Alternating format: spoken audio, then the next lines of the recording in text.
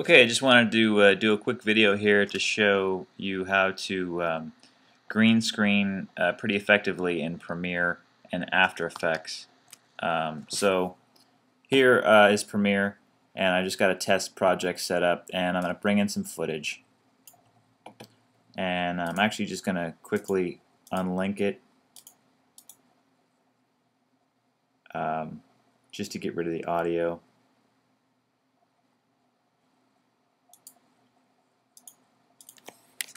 Okay, so now I've just got this video footage here of Stinky the yellow snowman, and I want to get this green screen out of here. So how do I do that? Well, I'm going to right click the footage in the timeline, and I'm going to say replace with After Effects composition. That's going to automatically open up After Effects. And now I've already had After Effects open, and I've already named a project called Test. It will probably, if you didn't have After Effects open, it will open it for you and ask you to save a project. I would just save it in the same directory as the Premiere file that you have, unless you want to set up a new directory for After Effects projects. But here it is. This is just the footage from Premiere. Same thing. So what we're going to do is we're going to go over here to the Effects and Presets panel.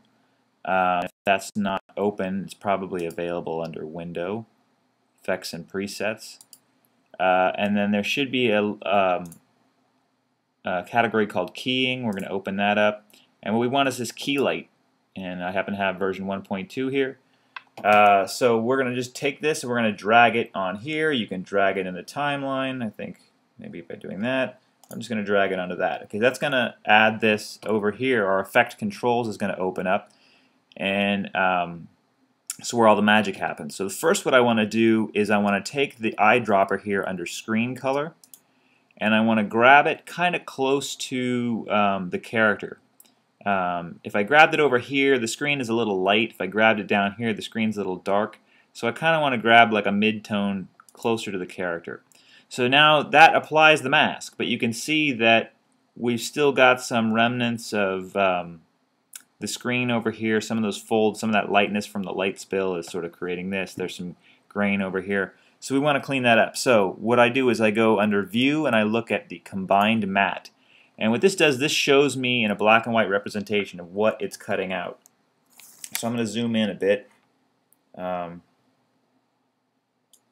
this window up a little bit more.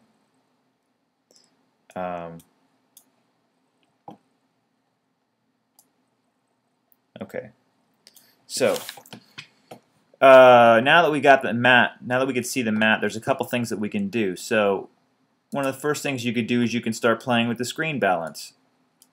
And as you notice that, you'll see that, okay, well if I go to the left, then it gets whiter. Basically what we're looking for is we're looking to get everything that we want to keep in white and everything that we don't want to keep in black. So okay, that gets us closer, but it also sort of makes the background really grainy. So I'm going to undo that.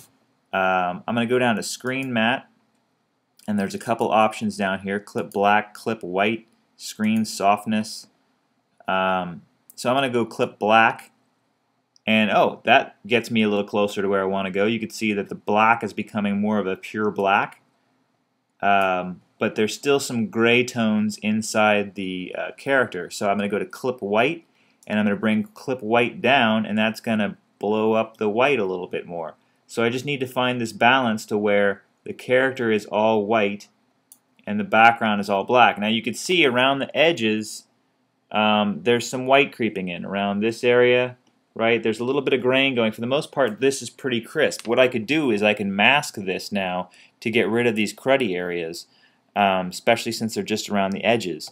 Or I can keep playing with my Clip Black to sort of purify it a little bit more. I got rid of some grain in here still, but there's still some crap around the sides. Maybe if we go back to screen balance, it's kind of tearing it apart. So that might be something that I might need to mask out a little bit around the edges, or just ignore it. So now we've got this pretty crisp representation of the character in white and the background that we're cutting out in black. So I can go to Screen Softness, and just kind of add a little bit of softness to it, just so it doesn't look so stark. And then another thing you can do, there's a screen pre-blur. You can play with that too. I might not turn that on. But there's a bunch of different settings over here. The main ones that I use are clip black, clip white. Those are really crucial, I think, to getting you where you want to go. And then I use, once I have that tuned up, I use a little bit of screen softness to soften up the matte. Now, you might also need to use screen shrink glow, because there's a couple, or shrink grow, excuse me, because sometimes you might get some instances where where when you look at the final result, you still see a little green. So if we go up to here to view and we look at final result, so if you look around the hands here, there's kind of a little bit of a white outline in there. This is a pretty good looking matte, but there's a little bit of white outline. So I might now look at this screen shrink grow and maybe shrink it a little bit, and you can see that it kind of collapses in around it, and now I can kind of get rid of that white a little bit, and it doesn't look so obvious that it's been cut out. So that's pretty much what I do. It's really important to use the view to look at the combined matte to get your crispest, most crisp value, and I can already see there's a little bit of gray tone there and there. I might be able to tune this up a little bit more.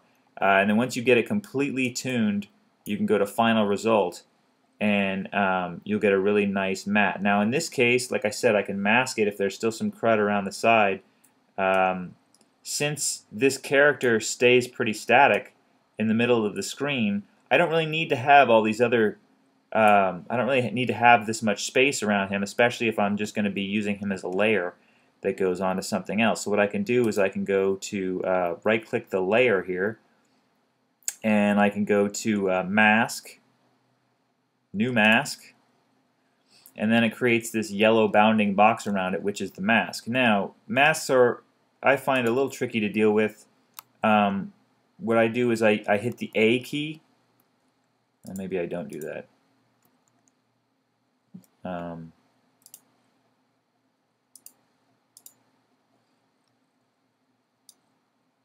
Oh, okay. If you grab the selection tool, which is just the arrow, you can grab, and if you move one of these points, it has these points on all four corners, you can see that it masks it out. So what I want to do is select one, which I'll select down here. Might have deselected that. Okay, now I'm going to shift select the one up here, and now I can drag it as one. Right? And there, that'll get rid of the crud on the side over there. Then I can click this one once and shift select this one, and I can move this one in. And then I can deselect, maybe click this one once, shift select this one, and just drag that down a little bit just to get rid of the crud on the edges, and click this one once, and click this one, or shift select this one, and then I can drag it up just a little bit to kind of, because I had that crud around just the edges. So now we've got the character. He doesn't move around much in this particular scene. If the character is moving around, you might not be able to do this mask trick.